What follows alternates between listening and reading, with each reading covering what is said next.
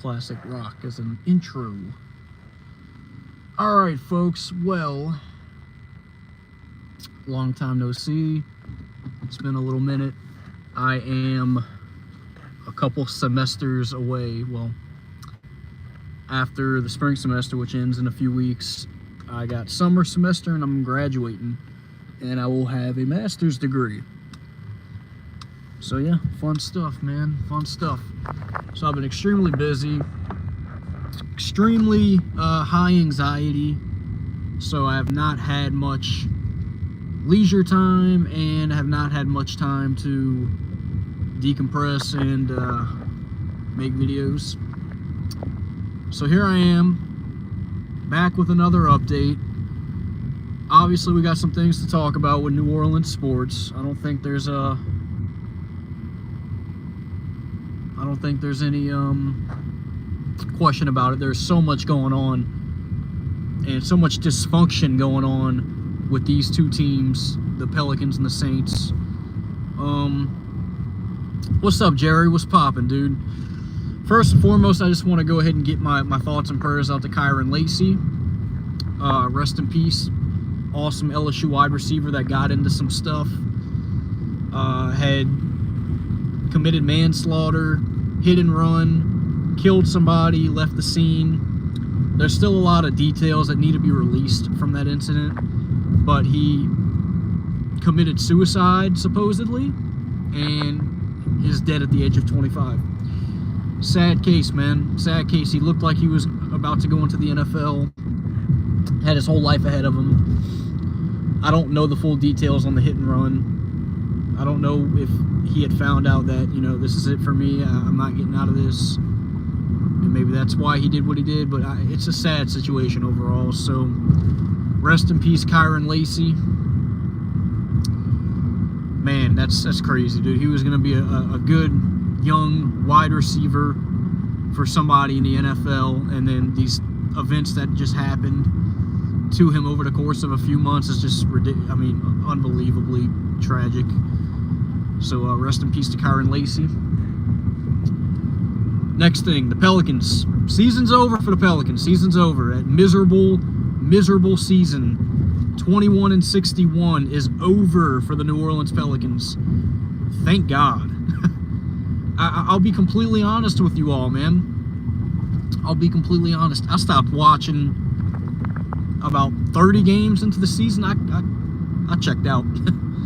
I mean, I kept up with the team. I kept up with the scores of the games, but I did not watch the games religiously like I usually do every year.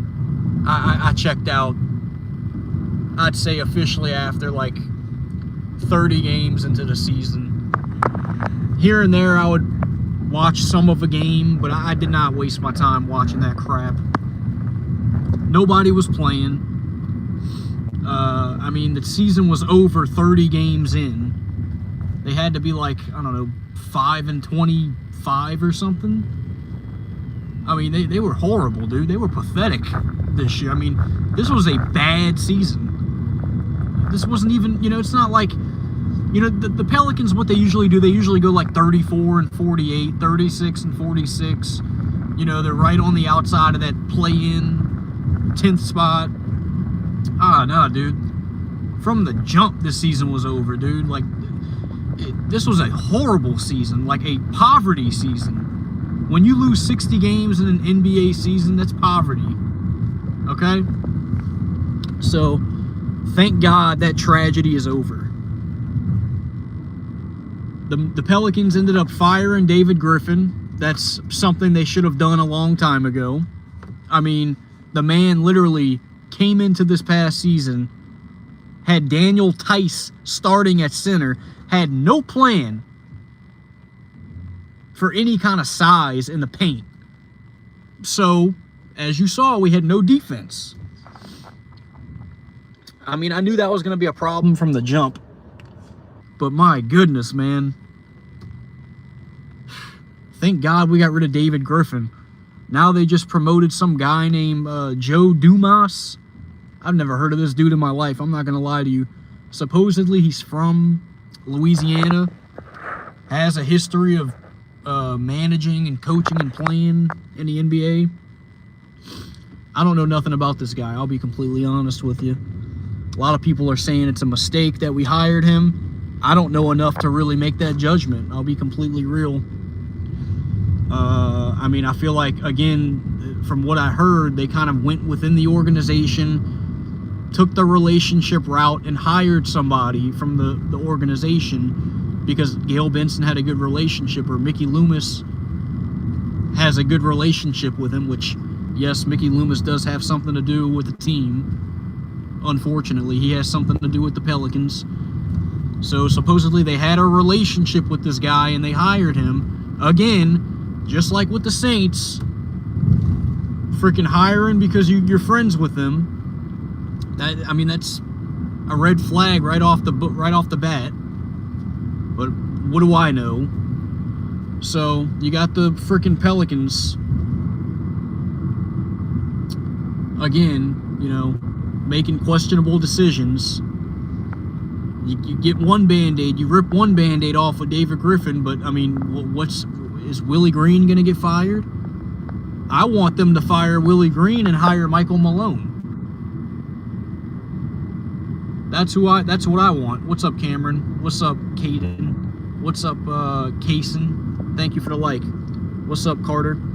I want the Pelicans to fire Willie Green and hire Michael Malone. The man has proved that he can win a championship at least, that he can coach, he can get his team to the playoffs year after year.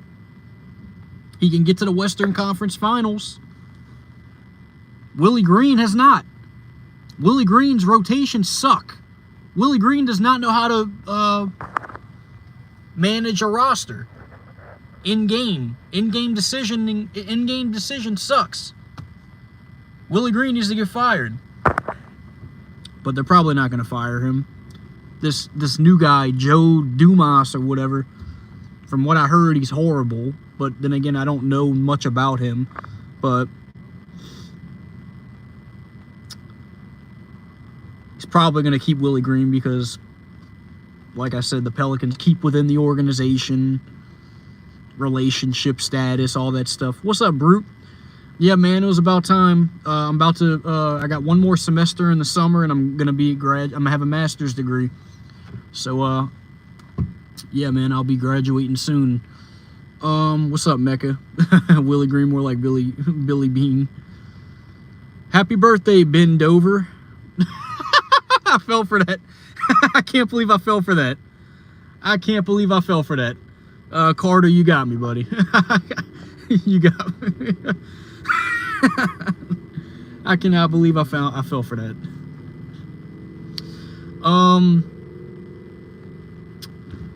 So yeah, the Pelicans, who knows what's going to happen with them. I don't know if they're going to trade Zion or not. I mean, I'll be completely honest. I don't know where I stand with that at this point.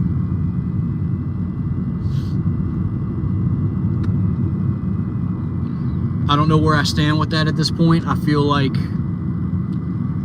I mean, if you can get good trade value for him, I wouldn't necessarily be opposed to it. Because, like I said again, everybody's falling for the trap.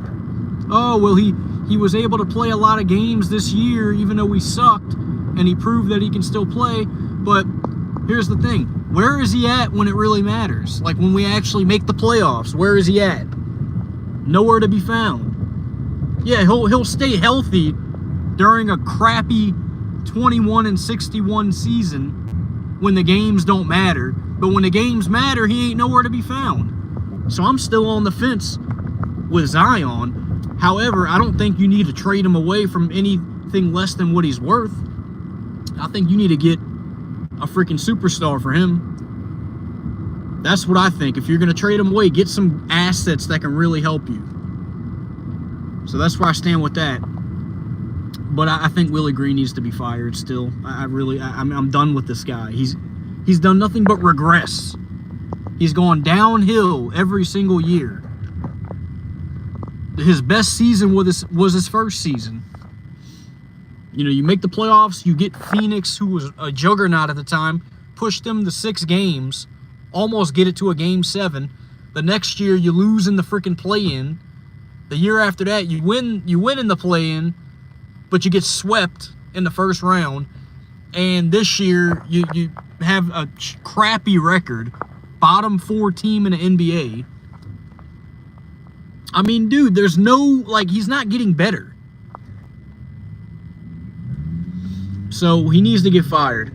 Yeah, I did, Jerry. Thank God. They need to stop doing that stupid California crap. Alright, so I've talked about the Pelicans. That's where I stand with the Pelicans. I think they need to get rid of CJ McCollum. I'm not even going to lie to you. I think they need to get rid of DeJounte Murray. Dude, DeJounte Murray's done nothing. He's a ball hog. I don't like DeJounte Murray, dude. I think they need to trade him too. Trade him and CJ and get somebody for that. Him, CJ, Jose Alvarado, even though I got Jose's jersey, they don't, I mean, these dudes are just on our roster taking up spots. For what? We need assets. At the very minimum, CJ can, if he's going to stay on the team next year, he needs to come off the bench. He does not need to be starting. He's not a starter. He's not clutch. Okay. Done with the Pelicans. That's where I stand with the Pelicans. Now on to the cream of the crop. The New Orleans Saints.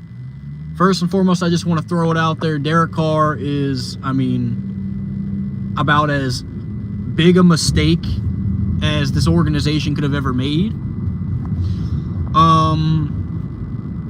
The man all of a sudden is coming out and saying he's got a shoulder injury. He could miss the entire year in 2025. And quite frankly, I think this is intentional. I don't think he's really that injured.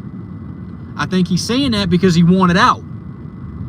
So Derek Carr is officially a POS, a football POS. I liked the guy as a human, man of God, all that good stuff. I liked him IRL, but as a football player, he's a POS. A huge POS as a football player. So, Derek Carr, you're dead to me when it comes as far as football. Good luck to you in your real life. You know, if you actually are a good man of God, which, you know, you've preached at a church close to me that I used to go to, that I still go to here and there when I have time. He's preached there. I wasn't at the service that day, but he's preached there. He claims that he's a big man of God and Christian. I'm not denying that, but his actions on the field and in professionalism are not speaking on that. So Derek Carr, buddy, you need to learn how to walk the walk.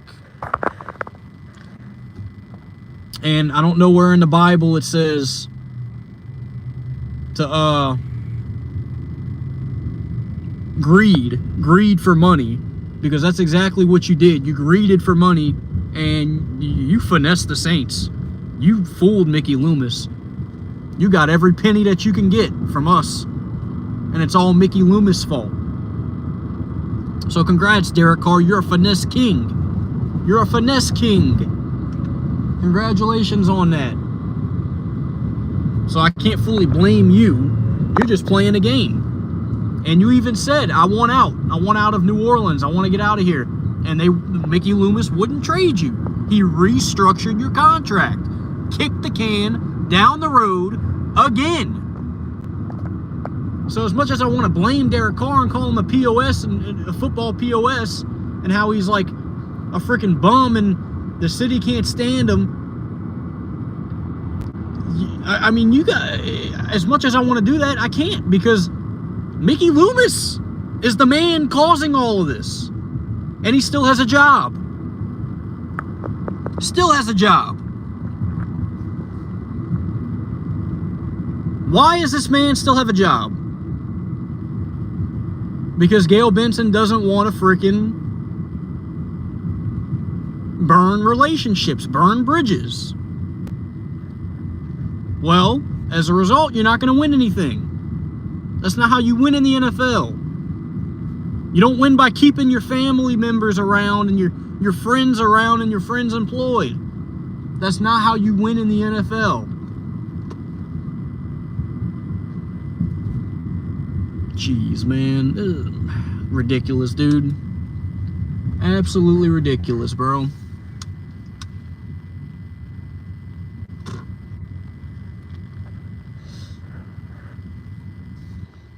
Well, Mickey Loomis is, I mean, to any other NFL franchise, Mickey Loomis, by not taking a risk, would be inevitably already costing his job.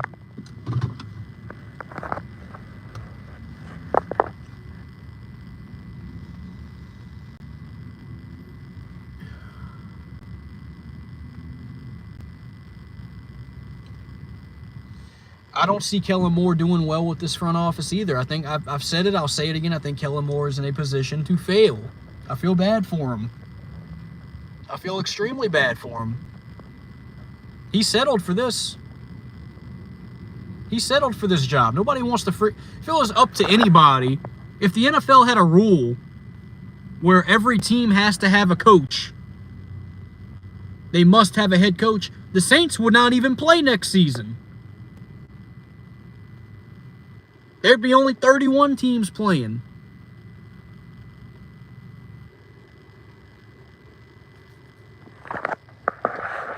Kellen Moore must want to. I mean, I don't know what he's trying to prove, but if he does something with this team, this man's going to be proving a lot. I'll tell you that. If he somehow takes the Saints to the playoffs, give this man Coach of the Year. Put him in the Hall of Fame. Put him in the Saints Hall of Fame. Freaking Mickey Loomis, man. Mickey Loomis is such an idiot. Can't stand him. I can't stand Gail Benson for not making the right decision. I mean, I don't know. At this point, I mean, I guess I wouldn't even mind drafting Shador at 9 if he's still there. I would like Ashton Genty. But I wouldn't mind drafting Shador. Because at this point, why not? It's ridiculous, man. It's ridiculous.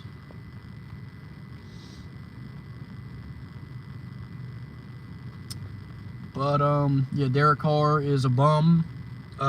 It was a failed experiment. Mickey Loomis is a bum. Mickey Loomis has never done anything. He got lucky because Sean Payton wanted to coach. And Drew Brees just wanted a quarterbacking job. Sean Payton wanted a head coaching job. Whoop-de-doo, the Saints were desperate for both. Nobody else really wanted either one of them. Yeah. Mickey Loomis didn't do anything extraordinary by getting Drew Brees and Sean Payton here.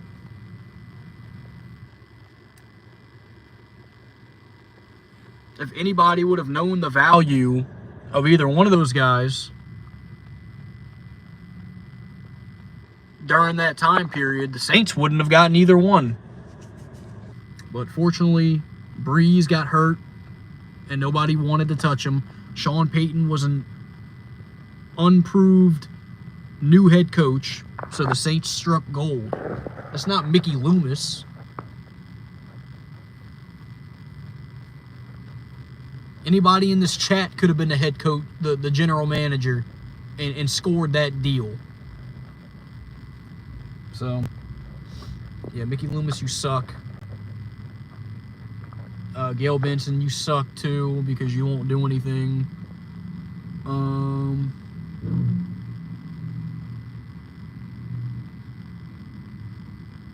Yeah. But those are my thoughts on this train wreck of sports teams in New Orleans. Poverty, poverty, poverty, crap, crap, crap. Both teams ought to be extinct for like the next 5 years at this point. But those are my thoughts. So, that's all I really got to say. Fun times, guys. Fun times. I'll see y'all next time. Probably for the draft. Whoever we draft in the first round. And, yeah. Sayonara.